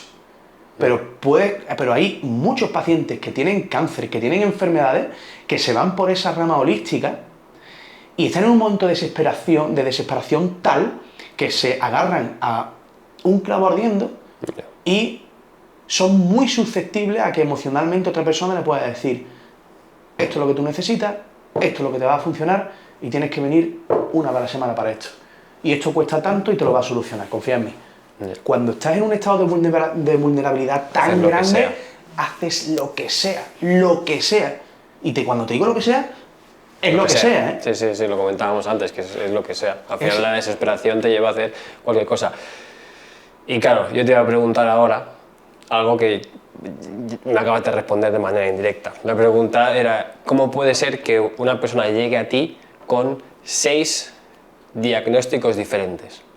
Pero claro, entramos en este punto de que al final uno de una técnica piensa una cosa, otro piensa otra, nos ponemos incluso en el mundo de la salud, todo está como todo en contra. Al final en el fitness es lo mismo. ¿El cardio antes de las pesas o después? Unos te dicen no, primero, otros te dicen después. ¿Hay que hacer alimentación con hidratos o sin hidratos? Uno te dice una cosa, otro te dice otra. ¿Hay que hacer keto o hay que hacer...? Y es como que incluso, o sea, somos incapaces de ponernos de acuerdo. Porque, a ver, aquí el tema está en que cada uno ha tenido su aprendizaje. Y normalmente le han enseñado escuelas diferentes y personas diferentes. Luego tiene una serie de valores y de propósitos y de objetivos, que eso ya es juicio personal de cada uno. Y luego, la parte que yo siempre me cuestiono es conocimiento o moralidad. Es decir, si es verdad que este profesional no tiene los conocimientos suficientes o nuevos para darte la mejor atención, o es que moralmente Da igual.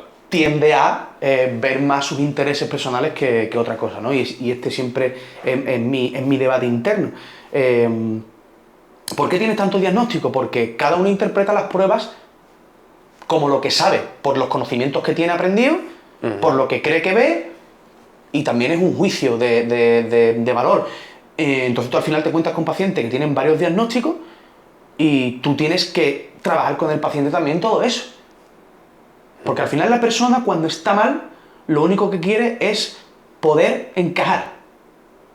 Meterse en un cajón en el que le digan, tú tienes esto, ya, aunque el diagnóstico no sea tan bueno, ya se reconforta más, porque ya sabe lo que hay, y aparte necesita también encontrar a gente que tenga lo mismo. Claro. Para sentirse mejor dentro de una tribu. Comprendido dentro de una tribu. Entonces, claro, todos funcionamos igual. O sea, el comportamiento humano es el mismo.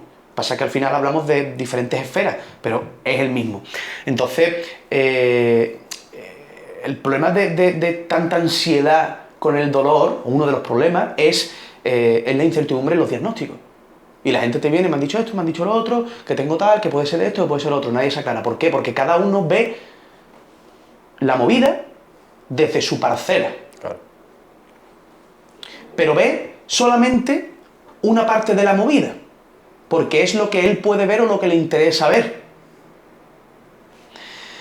Pero si tú ves, si tú en vez de hacer el cuadro por la patología, lo haces poniendo en el centro a la persona y luego pudiendo ver el resto de cosas, ¿no? Y haciendo un juicio diagnóstico o una hipótesis diagnóstica desde lo macro a lo micro, desde lo micro a lo macro, intentas evaluar también ambas partes, ¿no? Deductivo o inductivo, te da igual, ¿no?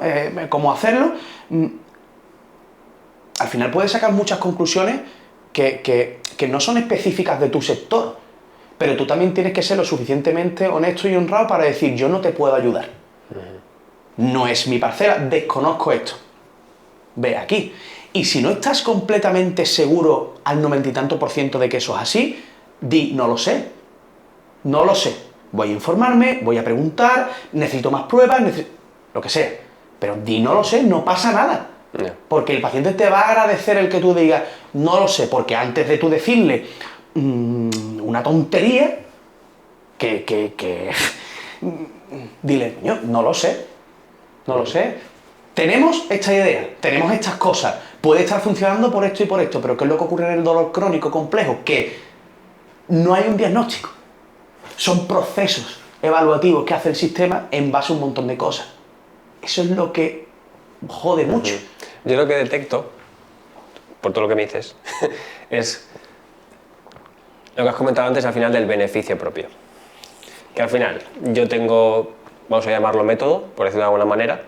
Es un método que puede llegar a funcionar o no puede llegar a funcionar, no lo sabemos. Y voy a buscar la manera de hacerte dependiente de mí para que simplemente me sigas pagando las sesiones de osteopatía, las sesiones de las plantillas, por ejemplo, o lo que sea. Claro. Y hasta que no se llegue al punto de ver que esa persona realmente está sufriendo y centrarte en esa persona y solucionar el problema, todo va a seguir igual. Pero es el beneficio Tú propio. tienes que ver, yo hablo de mí, no puedo hablar de nadie, pero a mí cuando me entra un paciente, siempre intento ver de qué manera puedo ayudar al paciente. Si soy yo o no soy yo, ya eso no lo sé. Y si yo no puedo ayudarlo, porque yo no consigo llegar a ese paciente, ¿qué pasa? Yo no puedo ayudar a todo el mundo, nadie puede ayudar a todo el mundo. Porque no conectamos o porque no está en la fase de cambio para trabajar conmigo el tipo de trabajo que hacemos o que suelo hacer, ¿no?, con nuestros pacientes, por lo que sea, pero intento siempre dejar ciertas semillitas sembradas para que mañana otro pueda ayudarle. Y que cuando llegue el momento en el que el paciente esté preparado para hacer lo que le toca hacer, pues la gente también, es normal que tú estés en un momento donde es preferible que te hagan todo y tú no hacer nada, ¿no? Por eso el tema de buscar la pastilla mágica o el tratamiento o las manos mágicas que te solucionen tu dolor, eso no existe. No existe. Tú tienes que hacer por tu dolor y tienes que implicarte en el tratamiento, si no, no funciona. Entonces, cuando la persona esté preparada para eso, a lo mejor otro, en otro momento, le puede ayudar. No somos mejores ni peores, sino que depende el estado o la fase de cambio del paciente. Y yo con lo que me conformo es que la persona pueda salir un poquito más tranquila, y si no sale más tranquila, es intentar sembrar algo para en el futuro poder ayudarle con lo que sea. O por lo menos es mi consuelo. Porque si me martirizo por cada paciente que no puedo ayudarle en todo lo que a mí me gustaría, entonces no podría hacer mi trabajo. Antes de que me vaya la última pregunta, mi mujer te está machacando. Dile que ya acabamos, ¿vale? Sí, no te preocupes. Espera un segundo, Guillo, porque es que... Sí, dale. Sí, esto lo corto sin problema. Dile que me queda la última pregunta. Es una pregunta y dependerá de lo que te alargues tú. Última pregunta y listo. Que me da palo, tío. No, pero yo por mí no te preocupes. Al final estoy aquí yo metido dentro de tu vida, así que esto lo entiendo. Que los líos de los niños, Guillo. Pero bueno. Te quería preguntar, pues después de todo esto he visto que haces formaciones para otros profesionales. Sí. Vale. Y también, pues, me gustaría que dijeras a las personas dónde te pueden encontrar, tanto profesionales como personas que tengan un dolor o lo que sea, que lo digas para que puedan saber más. Yo tengo tres vertientes de trabajo, que es una presencial en clínica, que yo la realizo en un centro en Sevilla, y tengo una consulta también en Jerez, y la parte de fisioterapia online, que yo en los últimos años creo que es un formato magnífico para trabajar con este tipo de pacientes, y sobre todo, lo más importante, que es pacientes que te vean a ti y se identifiquen de alguna forma con lo que tú dices y no tengan acceso territorial rápido para poder trabajar contigo, porque a lo mejor quieren trabajar contigo por lo que sea, ¿no? Pero el formato online es fabuloso para este tipo de pacientes concretos, ¿no? Y luego el tema de la formación en el abordaje del paciente con dolor, lógicamente, para fisio. ¿Y dónde me pueden encontrar? En Instagram, lógicamente, Posturopodia PM, y poco más, porque tampoco Twitter, este tipo de redes sociales. Lo dejaré abajo todo, pero quería que lo supieran a ver dónde te pueden encontrar antes de irme a... Cualquiera que necesite historia, algún consejo, si considera que le puedo ayudar o necesita información de lo que sea, que puede contactar conmigo sin problema por Instagram, que es lo que más suelo utilizar, o si es alguno de mi zona, por lo que sea, por ahí tiene mi teléfono también, mis cosas, y tienen... Que busquen internet. Que busquen internet. Que te lo dejo abajo. Que hoy en día todo el mundo busca por internet rápido y tiene sobre información de todo. Vale, pues última pregunta. Y cerramos con esto. Es una pregunta para el podcast, ¿vale? Que el podcast se llama Poder del Saber. Y básicamente lo puse con este nombre porque yo considero que la información te da poder y puedes actuar con todo lo que tienes dentro de la cabeza para tener una mejor calidad de vida, ¿no? Lo que hablábamos ahora, el tema de educar. Sí. Pues me gustaría que te fueras un poquito al pasado, a tu yo de 18 años, y ¿qué le dirías a ese yo de 18 años con todo lo que sabes ahora para poder conseguir una mejor calidad de vida y que seguramente pueda ayudar a muchas de las personas que ahora mismo te están escuchando? Pues yo lo que le diría a ese niño de 18 años es que, por una parte, que intente hacer el bien lo máximo posible. Una de las cosas que a mí me ha cambiado mucho es intentar ser buena persona, aunque a veces es complicado, porque no te lo ponen fácil y tú no estás siempre en el estado óptimo para hacer bien todo lo posible. La única cosa que te va a dar en la vida paz y tranquilidad es intentar ser buena persona a toda costa. Eso es una de las cosas que le diría. Y la segunda cosa que le diría es que fuese valiente. O sea, que no tuviese miedo a experimentar algo desconocido y caerse y fracasar, porque al final lo que te lleva a ser lo que eres hoy es fracaso tras fracaso y probar otra cosa y otra y otra y no tener miedo a probar cosas. Si la vida está para probar, tú de las cosas agradables, de las cosas buenas, de los estímulos positivos, eso se queda en ti, pero pasa rápidamente. No te deja marca, eso es momentáneo. Pero lo que te deja huella, como el dolor, por ejemplo, de esas cosas sí puedes aprender. Habrá muchas de ellas que no saques conclusiones positivas y no te sirvan para nada, pero otras muchas sí podrás aprender. Sí, pero no tienes beneficio si no te arriesgas, si no eres valiente. Y para mí la valentía es una de las cosas que intento implementar, o cada vez estoy implementando más en mi escala de valores. Porque es una cosa que yo antes era muy poco valiente. Yo iba siempre a las cosas más seguras, no quería tampoco adentrarme en nada que no pudiese medio controlar, ¿no? Y mira que tú a lo mejor hablando conmigo puedes verme como un tío, hostia, este tío es extrovertido, este maneja y tal, pero las apariencias al final engañan mucho. Y yo, una de las cosas es ser valiente, porque además yo me encontré con pacientes con dolor que el miedo es producido a no querer arriesgarse. Porque todo ese riesgo se traduce al final en consecuencias negativas. Si yo me arriesgo puede pasar esto, si yo me arriesgo puede pasar lo otro. Y todo es malo. Pero si no te arriesgas, nunca vas a saber, ¿no? Hablando del saber, ¿no?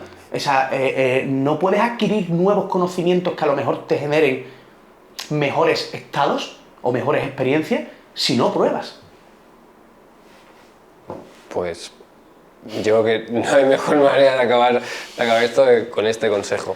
Así que, por mi lado, muchas gracias por aceptar la invitación, y a vosotros que estáis por aquí escuchándonos, muchas gracias. Ya sabéis que podéis valorar el podcast abajo en Spotify con las estrellas. Si dejáis 5, pues genial. Y si lo estáis viendo en YouTube, plataforma de vídeo, pues dejad un comentario qué os parece. O si tenéis alguna duda, pregunta para Paco, pues que la podéis dejar ahí y ya la contestaremos, ¿vale? Así que... Bueno, muchas gracias, Julián, porque he pasado un ratito, la verdad es que muy agradable, hablando de cosas que me gustan. Ya ves que yo hablo por los codos, pero me ha gustado mucho. Así que también agradecido. Genial. Que vaya muy bien.